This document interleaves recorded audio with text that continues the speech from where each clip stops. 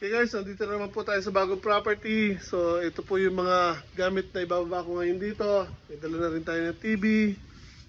Ito, water heater po. Di kuryente. Para ilagay natin dito.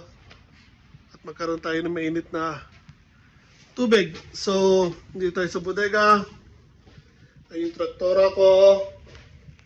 At ito po yung nahakot ko kahapon. So actually tatlong paleta po yan. Yung natitira na doon pa po sa truck, ibababa ko pa ngayon. And ito rin po, nahakot ko naman to ng 1 linggo. And high heat resistant na cement. So hindi po ito ginagawa sa paggawa ng bahay or hindi ginagamit sa paggawa ng bahay. Ito po ay ginagamit sa mga tunawan ng bakal. So, pwede nyo rin gamitin yan kung gusto nyo gumawa ng kalan, na di kahoy, or di gas. Kasi habang nainitan po yan, lalo pong tumitigas ang semento na yan. So, bigay rin po yan, 1 tonelada.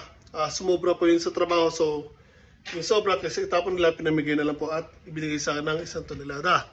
So, now, again, baba ko lang yung mga gamit dito. Tapos, magbubungkal ulit ako ng lupa dito sa garden.